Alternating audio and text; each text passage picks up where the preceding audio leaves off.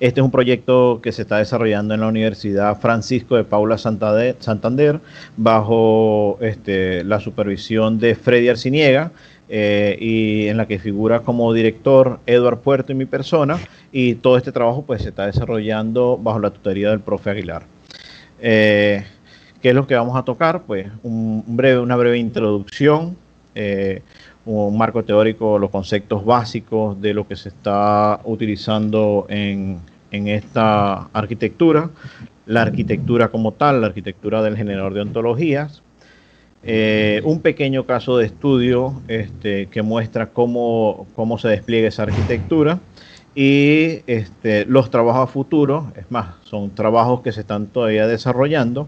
Y bueno, la introducción. Las ciudades inteligentes y los ambientes inteligentes como tal generan mucha información que proviene de transporte, de movilidad vehicular, de las personas, como sus redes sociales, el estado de salud, de los entes gubernamentales, las industrias, los distintos dispositivos que están conectados en estos ambientes. Toda esta información es gestionada por sistemas inteligentes, como por ejemplo el Medieval MISI, pero normalmente lo que resuelve son problemas previamente definidos.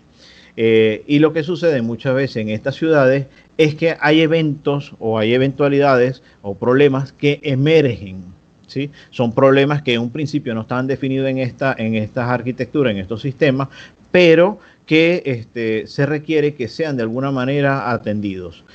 Para ello se requiere de mecanismos de adquisición y creación de conocimiento, y que este conocimiento de alguna manera esté disponible para estos sistemas inteligentes, como también para las personas que están en ese entorno. Una forma de generar de plasmar o modelar ese conocimiento es a través de ontología. Esta ontología, en estos casos puntuales, es una ontología emergente, una ontología que va a estar constituida por la información de esa eventualidad y que va a proveer toda la información que requiera estos sistemas. Además, como es una información, que, bueno, es un evento que requiere de manejar de mucha información, y requiere interconectar mucha información, se requiere de fuentes como los datos enlazados. Estos datos enlazados brindan información semántica interconectada, ¿sí? Para resolver o por lo menos proveer esa información a estos sistemas. En esencia, lo que se busca es desarrollar una arquitectura que permita crear y enriquecer ontologías de forma autónoma usando fuentes de datos enlazados. El primer concepto que se usa en este desarrollo es la minería semántica, que no es más que una técnica que permite extraer contenido semántico de diferentes o múltiples fuentes, como son las ontologías, los grafos, documentos estructurados no estructurados, páginas web, etc. Esta minería semántica se apoya en lo que es la minería de texto y minería de grafo, y está dividida en tres grandes ramas, ¿sí? Que es la minería de datos semánticos, que la idea es incorporar contenido semántico a los datos.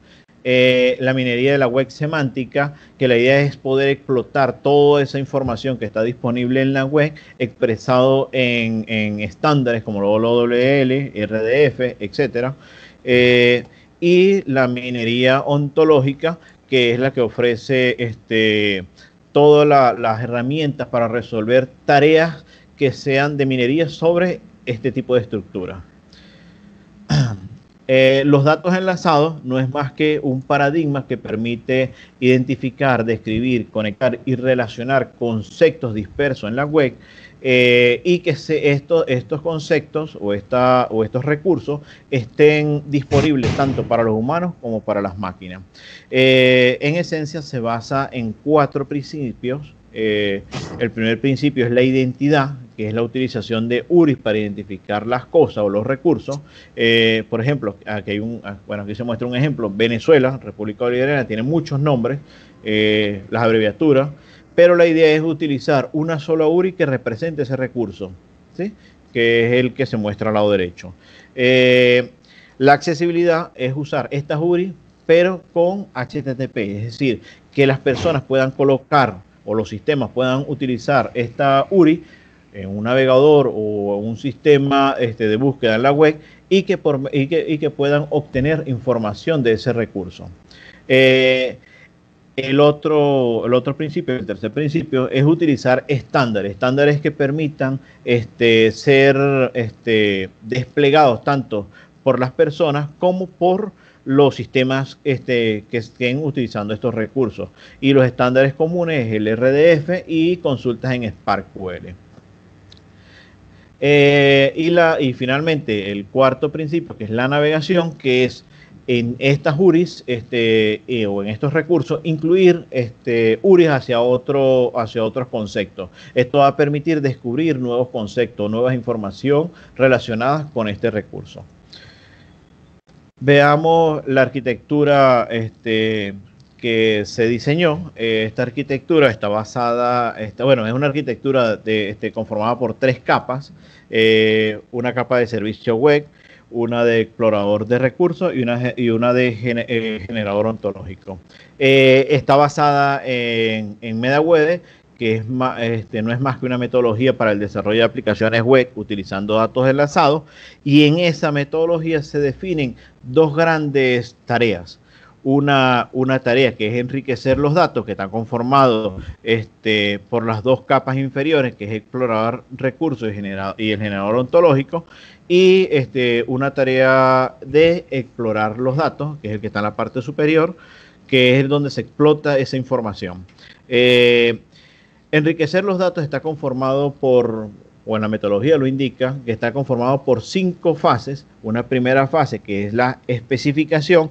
En esa se hace el análisis y selección de fuentes de datos. En nuestra arquitectura lo que se hace allí es añadir, eliminar y listar las fuentes que se van a utilizar o las fuentes base que van a estar desplegadas en esta arquitectura. En la fase de modelado, allí lo que se hace es la creación del modelo de conocimiento del área de estudio. En este caso es donde se va a mantener o donde se arma o se construye el grafo que interconecta o relaciona todas las fuentes que estén precargadas en esta arquitectura.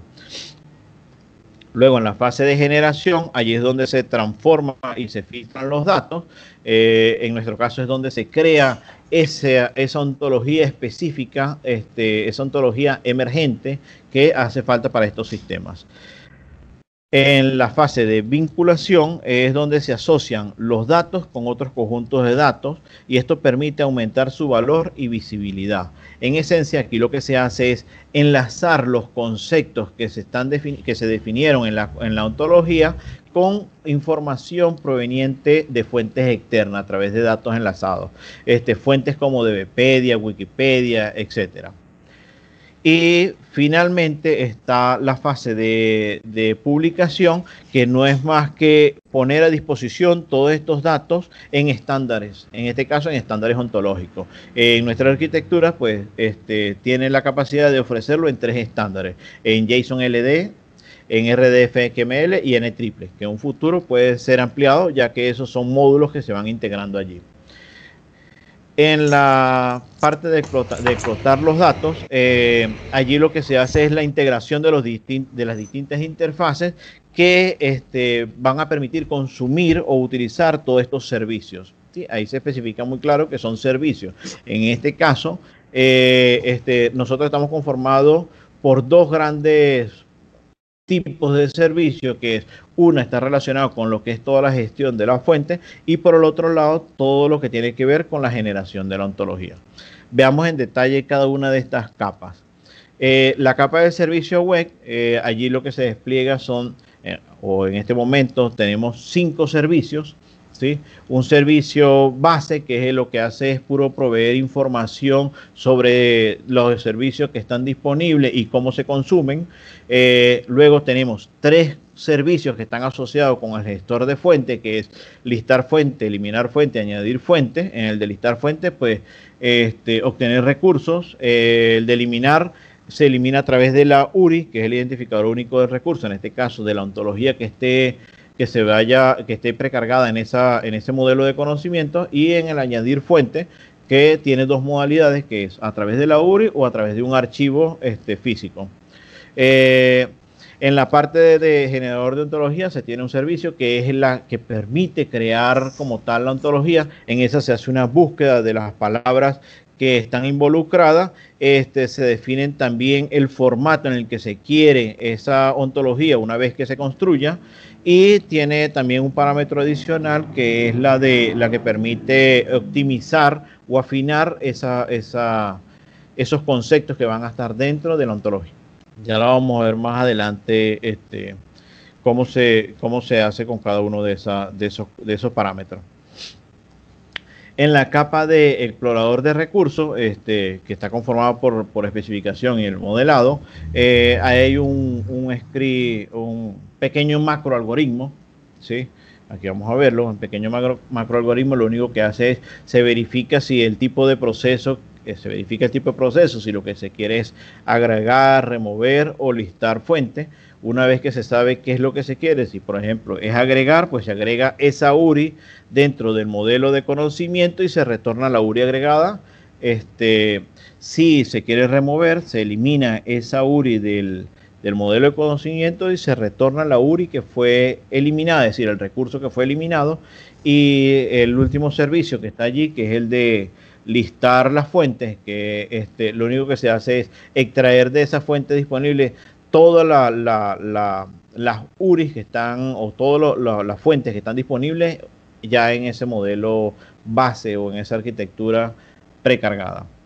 Sí, y veamos la tercera capa, que es el generador ontológico, que es donde está el punto más fuerte, que es donde se genera como tal la ontología emergente. Esta sí presenta un macroalgoritmo un poco mucho más grande.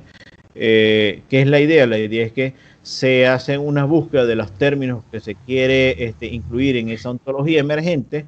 Esos términos, se hace un preprocesado de esos datos, ¿sí? Ahí se normaliza, se limpian esas palabras, se hace en derivación regresiva, que no es más que conseguir la palabra raíz de esa palabra que se está utilizando. Se buscan sinónimos que permitan buscar más información dentro de las ontologías base. Luego que ya se tiene preprocesada todas esas palabras, esas búsquedas, se hace ya la búsqueda como tal dentro del modelo de conocimiento. Es decir, se extrae todas las coincidencias que estén en las ontologías que estén en la arquitectura precargada. Luego de eso se procesa toda esa información, es decir, todos esos conceptos que se encontraron o que se ubicaron dentro de ese modelo de conocimiento, y aquí la idea es, en el procesador coincidencia, la idea es obtener los conceptos que finalmente van a estar en esa ontología emergente.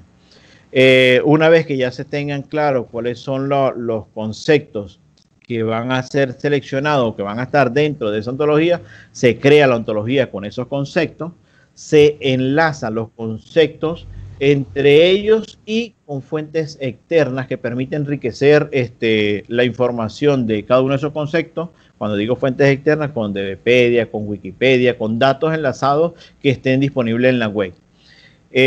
Luego se hace una verificación de la ontología. En este caso se verifica la consistencia de la ontología, que no es más que determinar si la ontología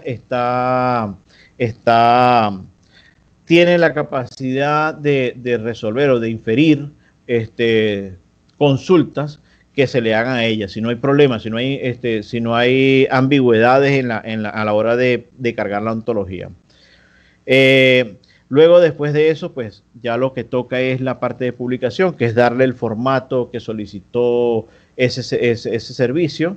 En este caso, pues los 3 formatos que tenemos disponibles. Lo único que se hace es convertir a esos formatos, que es la estructura que se quiere. Vamos a ver un pequeño caso de estudio que nos va a permitir mostrar cómo se despliega todos esos pasos de la arquitectura. Este caso de estudio está enfocado hacia el COVID-19 y lo que se quiere es crear una ontología emergente que incluya pruebas para el COVID, es decir, que tenga información sobre las pruebas para el COVID. Las fuentes que estamos utilizando, que están precargadas en la arquitectura, fueron tomadas del bioportal Biontology.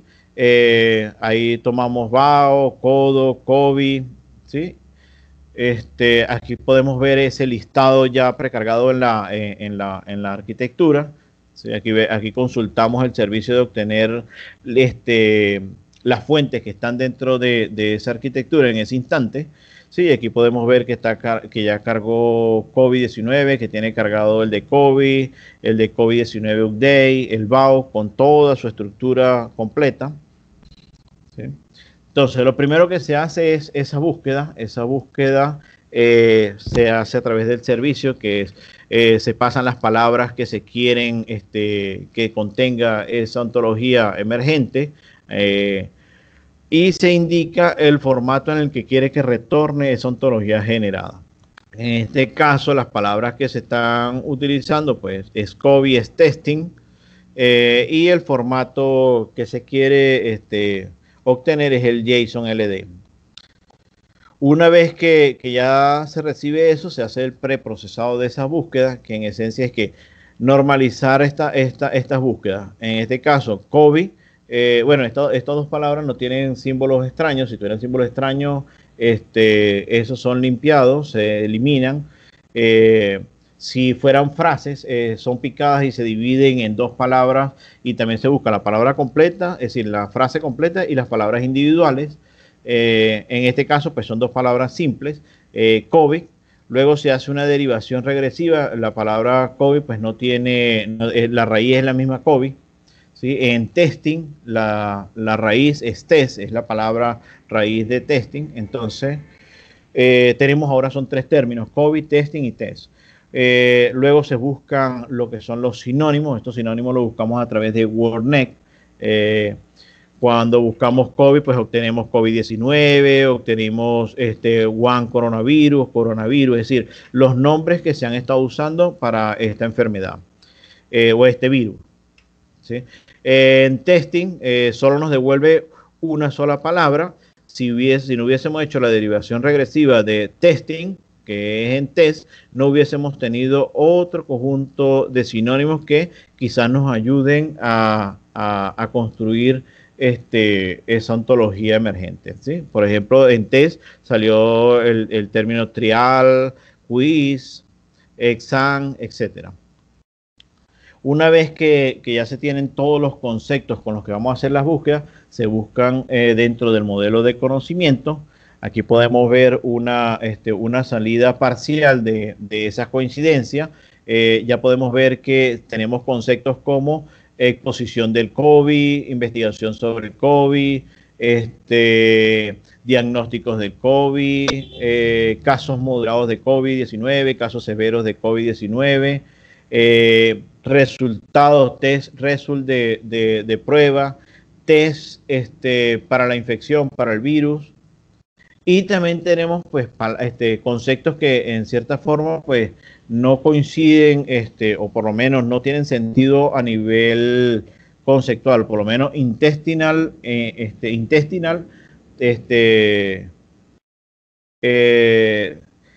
uno dirá esa palabra no tiene nada que ver con lo que se está buscando. Pues el problema es que tiene test dentro de esa palabra. Entonces, eso hay que hacer hay que procesar esa coincidencia para poder descartar ese concepto. Sí, y ese es el siguiente paso. En el siguiente paso, lo que se busca es eso, es procesar esas coincidencias para poder ya como tal afinar esos conceptos que se quieren extraer. Aquí, aparte de eso, esas coincidencias también, como es una ontología, lo que tenemos precargado en nuestra arquitectura, también buscamos no solo el concepto coincidente, sino todo su entorno. Vemos los padres de los padres, los hijos, es decir, los abuelos, los hijos, y esto con la finalidad de obtener una mayor coincidencia, una mayor caracterización de los conceptos que se quieren extraer de esa ontología. ¿sí?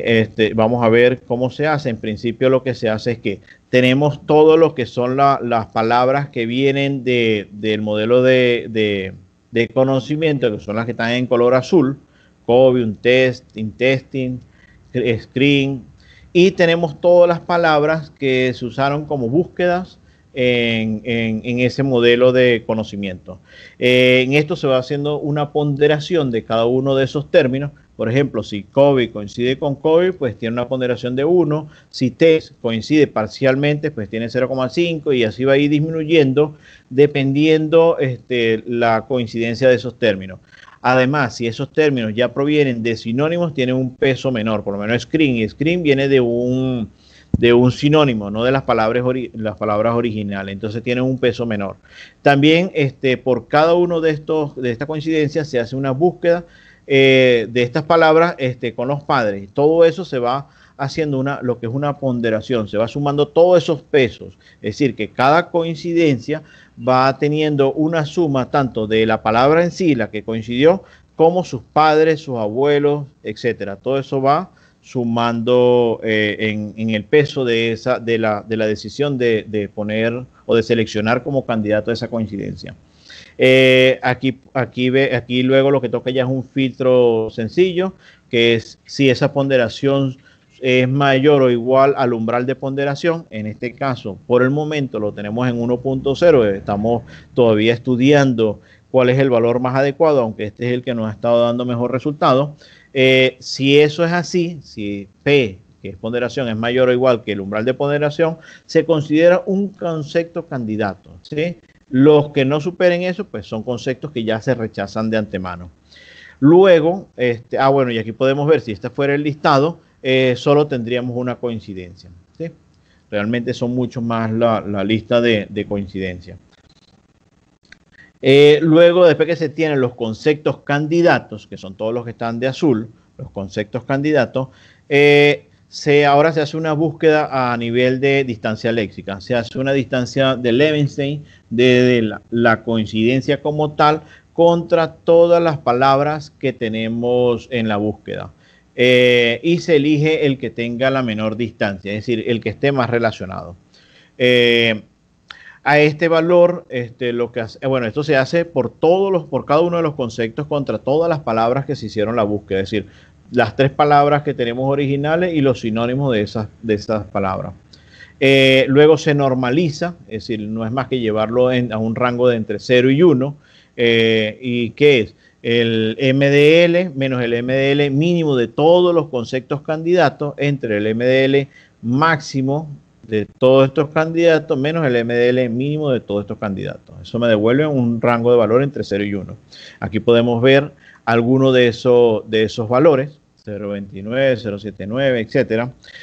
Luego, ¿qué es lo que toca? Decidir cuáles son los conceptos que van a ser finalmente seleccionados. Aquí pasa a través de otro filtro, que es si el NDL es menor o igual al umbral de aceptación.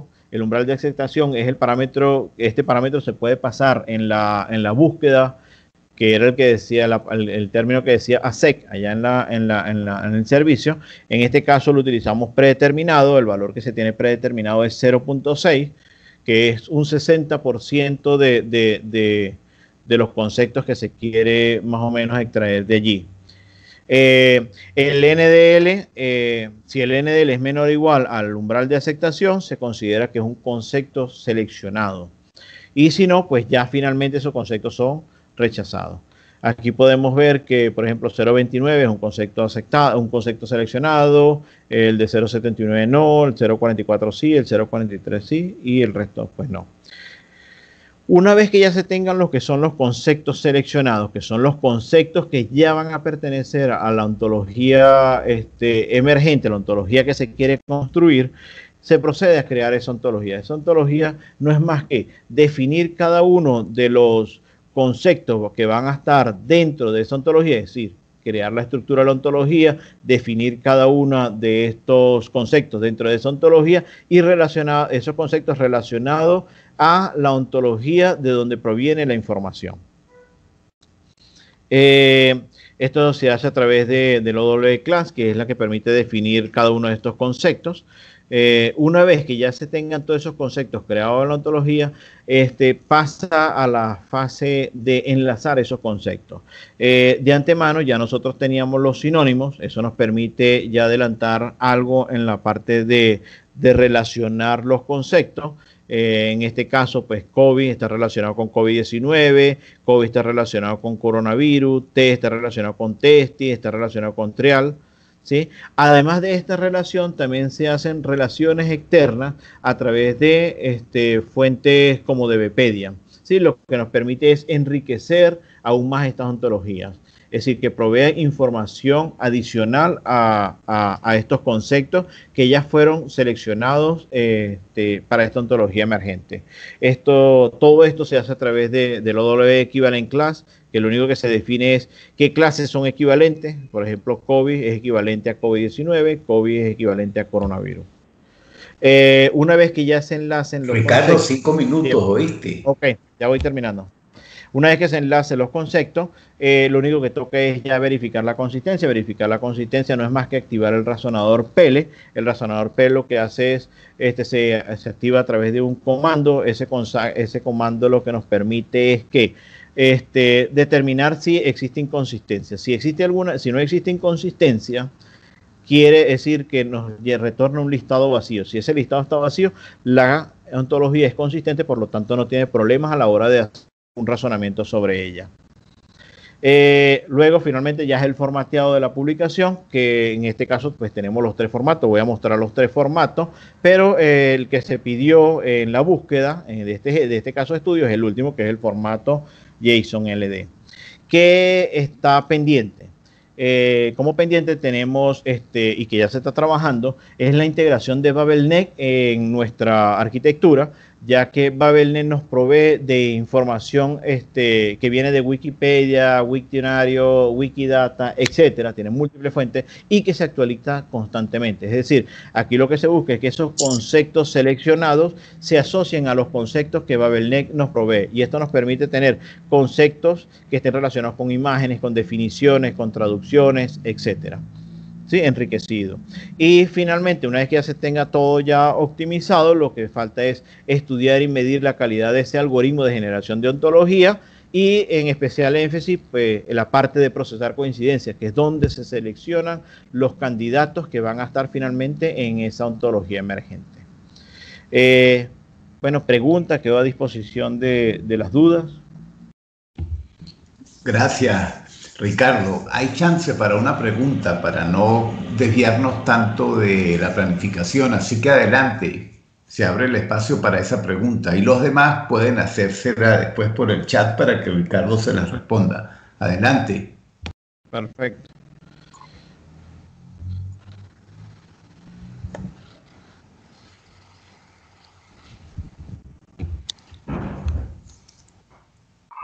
Si no hay preguntas, vamos pasando ahora a la siguiente presentación de Carlos Quintero. Carlos, para que nos vayas compartiendo la pantalla. Pero en el interín, si hay preguntas, se la pueden hacer a Ricardo, ¿ok? Exactamente. Me las pasan al chat o al correo. Yo, cualquier cosa, pues, yo les respondo. Y mientras